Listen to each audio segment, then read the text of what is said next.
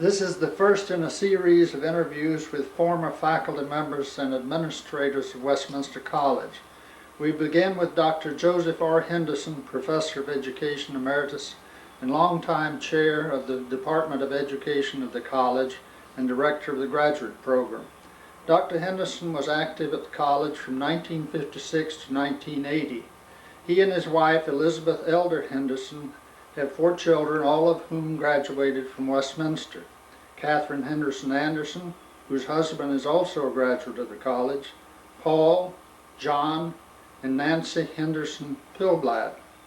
Dr. and Mrs. Henderson have endowed the Henderson Lectures, which since 1986 have stimulated faculty research at this campus. Dr. Henderson has degrees from Indiana University of Pennsylvania and from New York University. Dr. Henderson, would you give us a little background as you were growing up in Indiana County? Well, I grew up on a farm in Indiana County where we raised Guernsey cattle and produced milk. We sold the milk at retail to the mining town of Island, about 2.5 miles from my home. And so we had the routine when I was a youngster of getting up at 5 o'clock in the morning and milking those cows, and then getting the milk ready for delivery, and then we would go into the little town about 2.5 miles away and deliver the milk each morning, and then get back in time to go to school. In the later days when I was in high school, I used to take the wagon and the horse and go myself and deliver the milk, and leave the wagon and the horse in the stables in Elder's Ridge until school was out, and then take them home.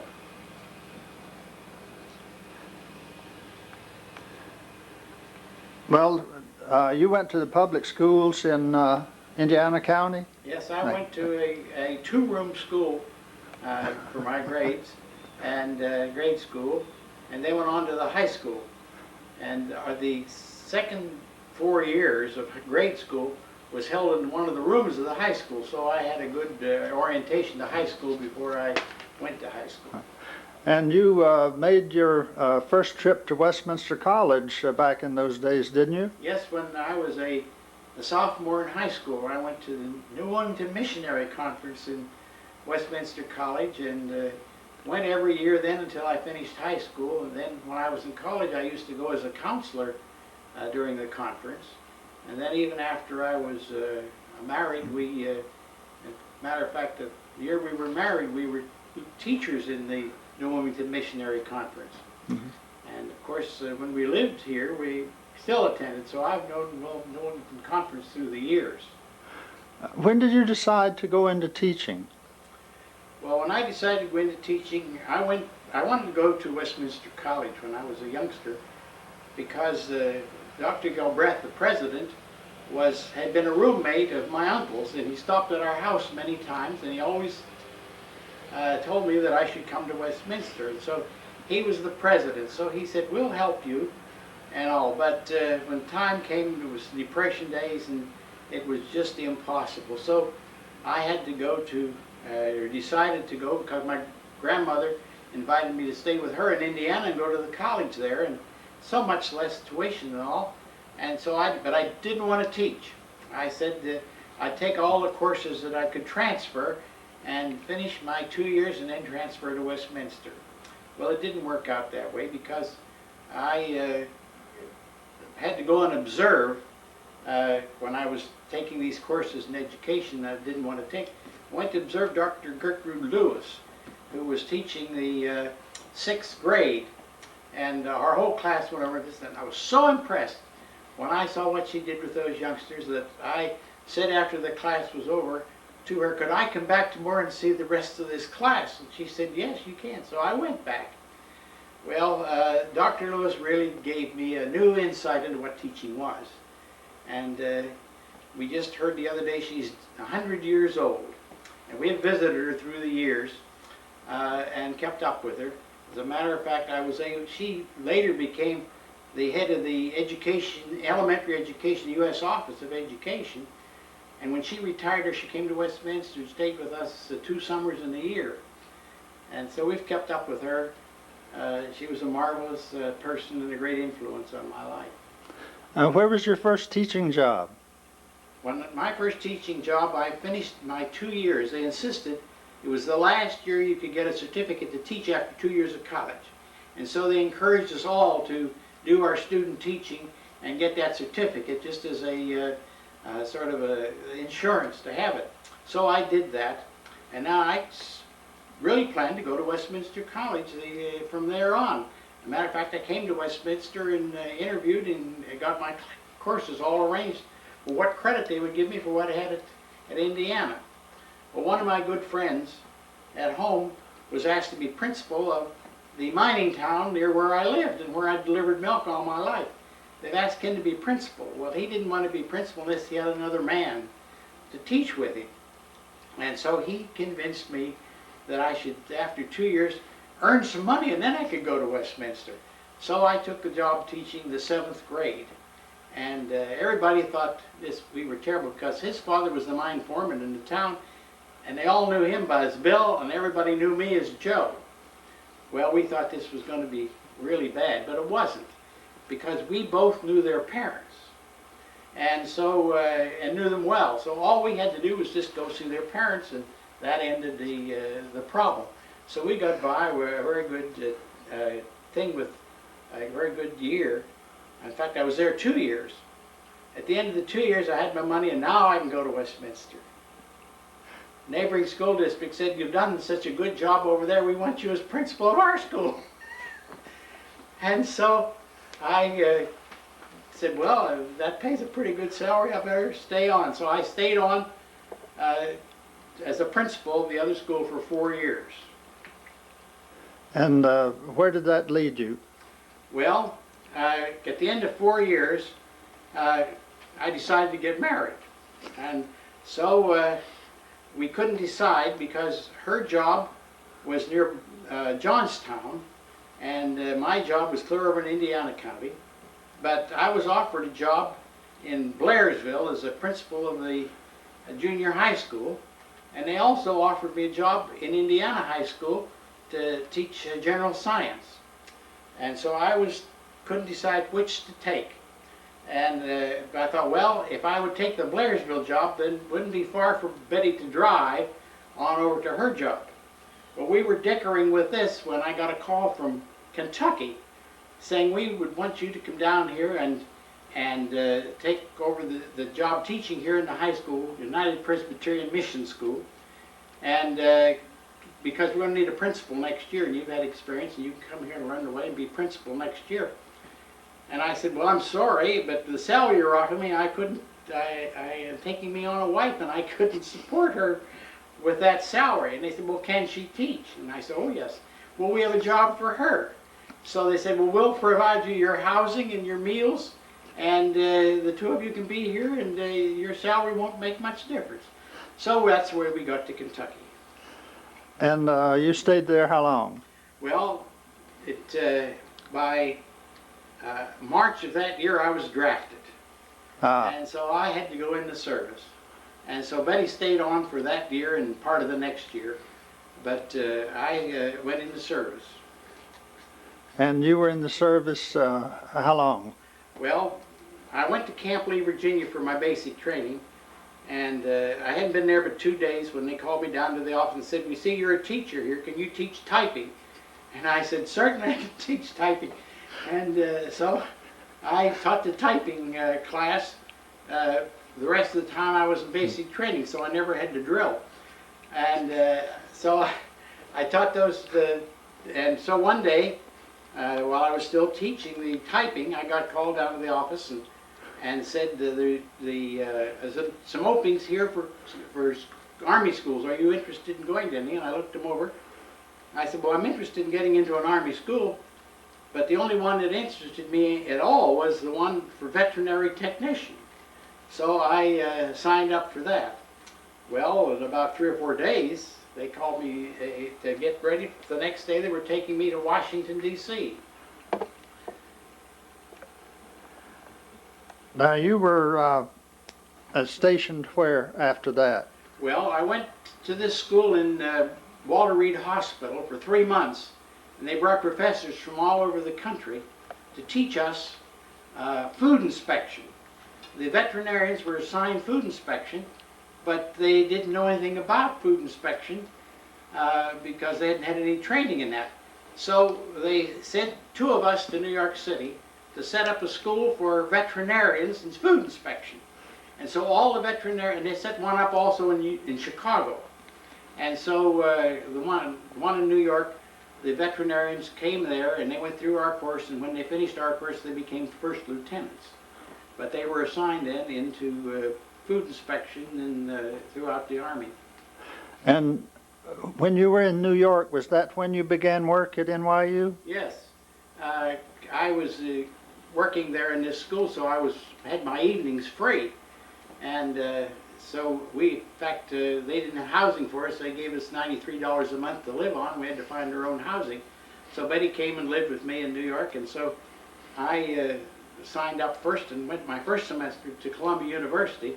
But that was so far up, it took so long to get there, and I wasn't very happy with the Columbia. And they wouldn't accept any of my credits from Pitt or Penn State. So I went down to NYU, and they said, "Yeah, we'll take all your credits." So I went to NYU and finished all the classwork during the 4 years I was in the Army, and except my dissertation. And when did you do the dissertation? Well, I did the dissertation while I was still teaching after I came back out of the service. And where did you go then after you left the service? Well, while we were in New York, we went to Norman Vincent Peale's church, Marble Collegiate Church. And so we got to know the Peales. Well, Mrs. Peale was head of the Dutch Reformed Women's Missionary Society. And so she knew I'd been in Kentucky. We always talked. So she saw me one day after church and said, "Norman and I would like to see you after church in the office." So Betty and I went back after church, and they said the headmaster of our school in the Dutch Reformed Church in Kentucky is resigning. He's going to Berea College to be assistant to the president. And we'd sure like to have you go there and take that job. And I said, "If we got you out of the service, would you go?" I said, "The day you get me out of the service, that's the day I'll go to Kentucky." So I thought, well, they'll never do this. And so I went down about 2 or 3 weeks, and lo and behold, my colonel called me and said, "Here's your discharge papers. You have to go to Fort Dix and get discharged." Well, Dr. Peale got some important people to sign the papers, including the governor of Kentucky and the vice president of the United States. And so I got out of the service and was on my way to Kentucky. And Anvil Institute was a delightful place. They had a nice plant, and it was a school for students who couldn't get to high school. And so it was a dormitory. And these school students who wanted to go to high school, they were so happy to have an education. And we had a work program so they could work out their tuition. And so everybody worked. It was like a Berea plan, and copied right after Berea. And it was a great school, and I had a wonderful 3 years at Anvil Institute. They were my really top years. I really enjoyed, because it was very, very interesting people to work with. And from Anvil? Well, from Anvil, the people in Union College knew of my work there, and they wanted me to come to Union College. But to go from a high school into a college is rather difficult. And so Dr. Boatman and I were back and forth, the president of Union College, back and forth, and he would call me and say, "Well, I've talked to the board, and we'll make you an associate professor." And well, what's the salary? Well, I can't afford to go on that salary because I'm making more than that where I am. And so I went on and finally called me. I was finishing my dissertation in New York University, and he called me at New York and said, "This is the final offer. Full professor, chairman of the division, one of the 4 men that offered to the answer to the president, and we'll move you." And then he told me the salary, and he'd come up to where I said, well, I can't turn this down. And so I resigned the Anvil Institute and went to Union College and had a wonderful 8 years there. Wonderful 8 years. What do you think was the thing about Union College that you enjoyed the most, and what you felt you accomplished most? Well, in Union College, it was a time the veterans were coming back. And I developed a program there so they could finish in 3 years, a 4-year program in 3 years. And those veterans just ate that up because they wanted to get out in a hurry. And so it was really a wonderful program, and I enjoyed working with it because those students were so appreciative. And so I had a wonderful time. Those 8 years at Union College in Barberville, Kentucky were delightful years, and our youngsters were growing up. They were all born in Kentucky, and we used to go to Cumberland Falls in the summertime every weekend at camp, and it was a delightful place, and we enjoyed it a lot. How did they entice you to come to Westminster then? Well, that's an interesting story because a friend of mine who we'd known for a long time invited us while we were up for vacation from Kentucky to Pennsylvania to come for a picnic. And so we went to a picnic, and it was out in this part of the country. He lived at Portersville. And so he said, have you been to Westminster since Will Orr's been there? He said, you know, there's a lot of building up there. And I said, no, well, let's go see it. So he drove me down to the campus, and as we came down, Will Orr was coming out from Old Main. And so we stopped, and he said, well, come in, I want to show you what we're doing. I'd known Will Orr from conference days, and when I was with the Foreign Church, I used to go out to Central College in Pella, Iowa, and that was near where Will Orr was president, and the best man at my wedding was one of his mission churches in Des Moines. And so I always stayed with him. So Will Orr always invited us up for the 3 years I was there, invited us up after church to have dinner at their home. And so I knew Will Orr. Well, I hadn't seen Will Orr for all these years in between. And so while I'd been at Union College, because that was back when I was still in Annville, that I went out there every year. And so Will Orr didn't say anything about a job, and I didn't say anything about a job. But while we were there, the dean knocked on the door, John Forey, and said, oh, I didn't know you had company. And he said, well, come meet these people. So we went in and met John Forey, and John Forey said, well, where are you? And I said, Union College. Oh, he said, I know the dean there. He said, we have a dean's meeting, and he said, I'm a Methodist, and we always have a Methodist dinner, and so I know your dean. And so that was fine. So nothing more was said, nothing about a job or anything, and I didn't think about a job. I was happy where I was. So the man who was head of the education department was in the hospital, and his wife told Dr. Orr that he didn't think he would be back, so you better find somebody for education. So John Forey went to the Methodist Church in New Wilmington, and the Methodist Church puts out a magazine every month of the church. And it happened that I had an article in one of these magazines, and a picture of our family was in this magazine. And so John Forey came in that day and picked up the magazine and looked through it, and he saw it and said, well, there's the man that we met a year ago. So he went into Will Orr the next day and said, there's our man for education. And Will Orr got on the phone right away and told me this story about the dean showing him the picture. He said, we want you to come up. We want to talk to you about the job. And so I came up, and they hired me. Well, those are great times. You were here from 1956 to 1980. That's 24 years. What changes did you see happen here while you were here as essentially director of the program and everything? Well, I saw it grow from when I first came, less than 100 students in the graduate program. Dr. Orr asked me to either get rid of it or build it up.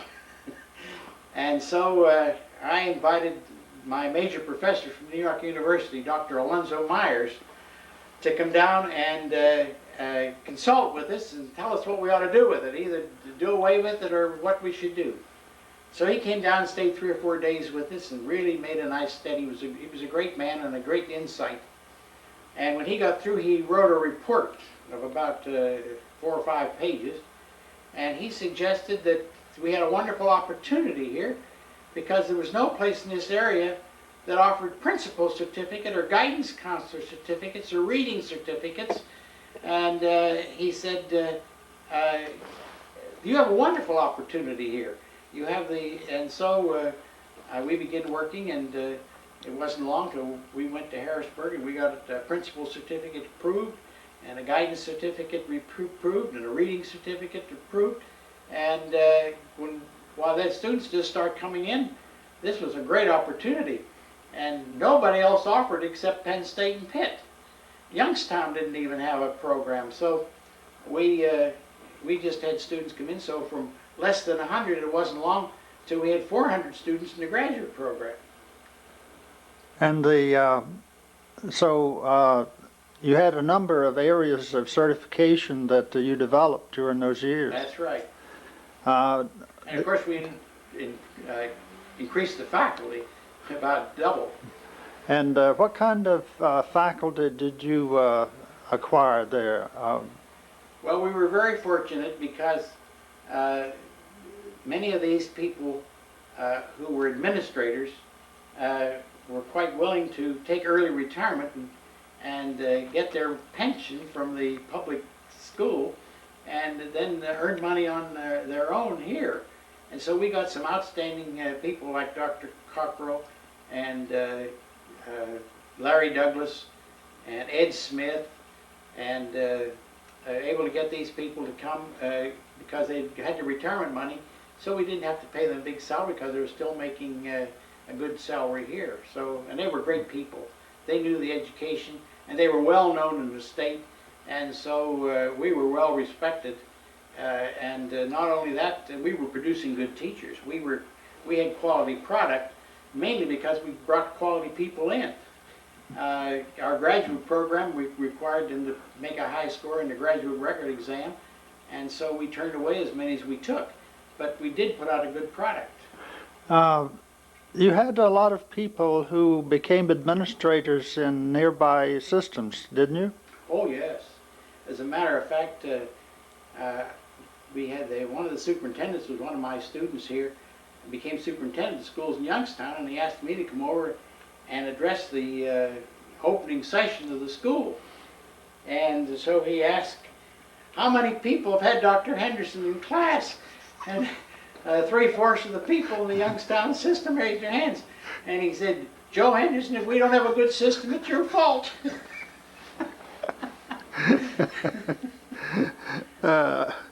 Now, you did a lot of consulting from time to time, didn't you, over those years? Yes, I became sort of expert in the evaluation of these colleges. And so when college was coming up for evaluation, Harrisburg would say to them, you ought to get a hold of Joe Henderson, he can tell you how to do this. And so they would call me and say, could you come over to the college and help us set up our self-study? And so I went to many colleges as a consultant to help them set up their evaluation. Now you did consulting in other places, though, outside of this country. Yes, I know. in 1970, the Schutz School, which was the United Presbyterian School for missionary children in the Middle East, it was in Alexandria, and it got to the place at about 1968 or 69 that there were very few missionary children going to these schools. They were mostly expatriates who were in those countries working for the embassy or working in the World Health Organization, or there were oil companies were going in, and a lot of these companies were going in, and they had no place for the children to go because they didn't have Arabic, and so this was the only school that taught English. And so the United Presbyterian Church said, well, you know, we can't afford to educate the expatriates. We're not educating the children of our mission people. So they said, but we think it's a good thing. So we will rent you the buildings for $1 a year, and you keep them up, and you run your own program, and you hire your own teachers and pay them. So they set up a school board, and the different oil companies and World Health Organization, about 8 or 10 organizations, each put a man in on the board and to run this school. Well, they run into the problem that they weren't accredited by anybody. You know, after the United Presbyterians gave them up, they were out on their own, and so they couldn't go to college. I mean, there wasn't any accreditation. So they wanted somebody to come to see what they would have to do to become a member of the Middle States Association. And so they asked me to come out and make a review. And so I went out with the blessing of the Middle States and the school, and went over the whole program of what they would have to do to become qualified to become a member. And so they joined the Middle States and began working.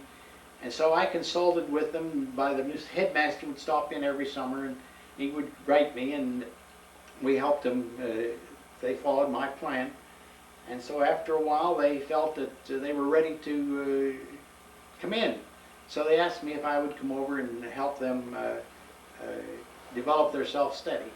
And so I did. I went over, and of course, I was post-retirement here. So I went over there for the fall and worked with them. And we thought we had everything in pretty good order.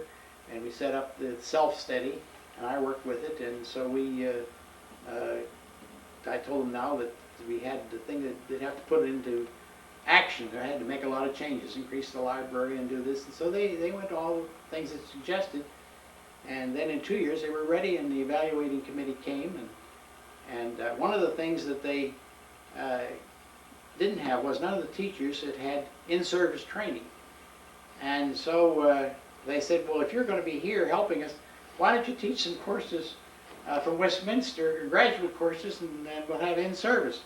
So we went in to see the dean about it, and the president, and they said, well, that's great. And so we started a little Westminster there, and so I taught 3 courses one term and 2 courses another. And Mary Hill went over another year and taught courses, and we had some of the people there who had doctorates taught a course. And so we ended up with 8 of their teachers getting master's degrees, 1 getting a principal's certificate. And so we really made a big help. And so when they finally had the accrediting team come, they passed without any problem. Mm-hmm. And so they became the first secondary school in the Middle East to be accredited. And so they started it. So I was asked to go to Cyprus to lecture to the headmasters of the Middle East on how they could become accredited. And so now we have schools all over the Middle East, but poor Schutz got called on all these evaluations. Now, there's another thing that you got started in the January term here at Westminster. Well, I was very fortunate in 1975 to be invited to Oxford University to be a visiting professor. I had an outstanding teacher at New York University by the name of Extel, and Extel was I suppose, the outstanding authority on John Dewey. And when he left New York University, he went to a university in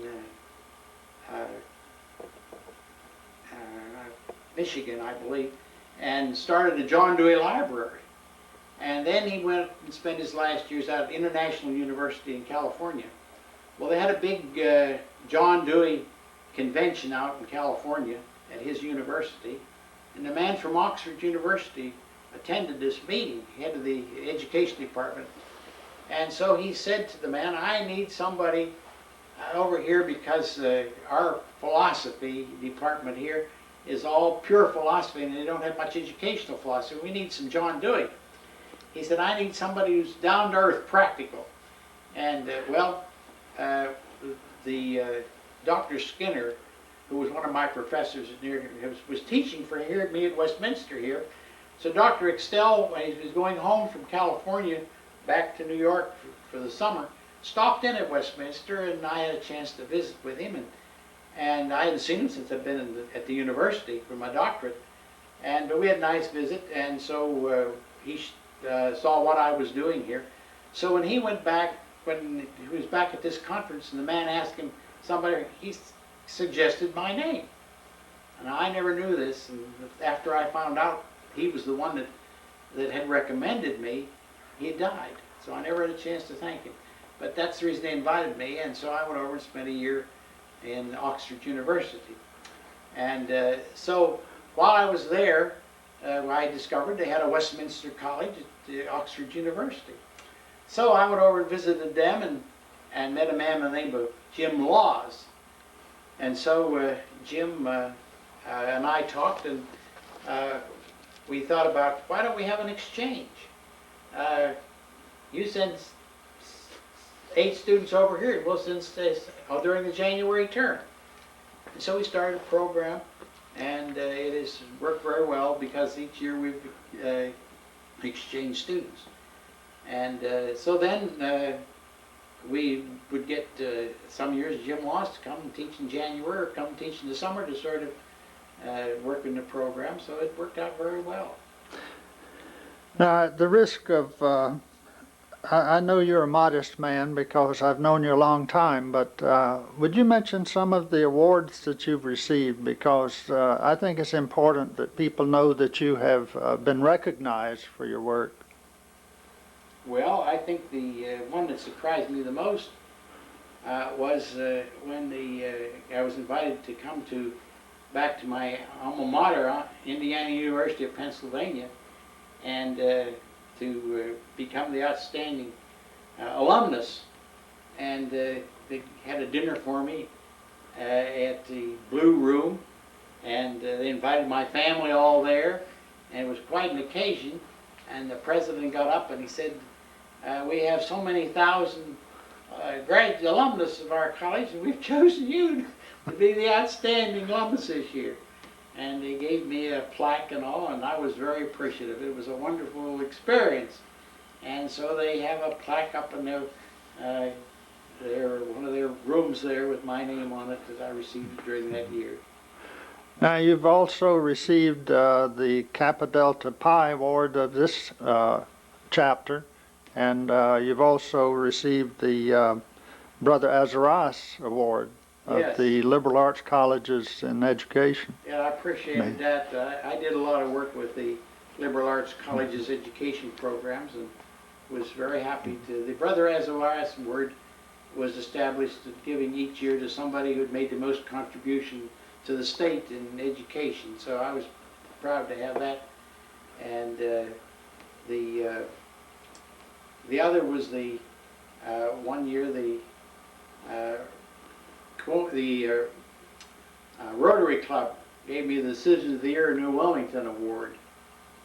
So that was very nice. And the Kappa Delta Pi gave me the Honor Key, which is the highest honor that they do. I worked with their chapter here, and now that we had a graduate program at Westminster, when I decided that we ought to have the honorary. And so we applied to see if we can, they said, no, you have to give the doctor's degree. But we so happened to have hired as a part-time teacher a man who had been president of Phi Delta Kappa. And so he was a past president. He was going to the national convention. And I told him, I said, now we have applied, I'm going to apply again, I want you to put this thing through. And so he put it through. So we were the first college to be granted membership in the Phi Delta Kappa.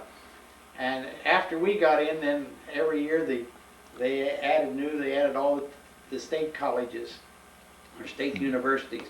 They all then got chapters, but we were the first. Dr. Henderson, how about what interests do you have outside of your work? I know your work is very stimulating, but you do some other things I happen to know.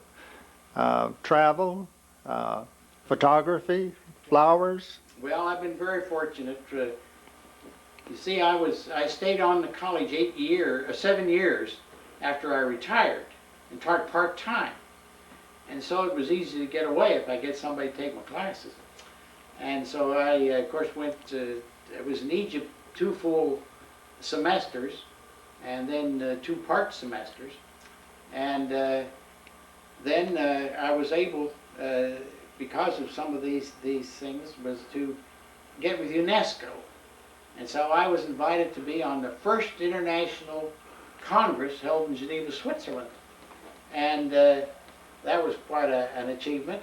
And so that year, it was International Education Year, they set up a small group of people to make a world tour to visit all the installations where they're going to hold conferences for UNESCO.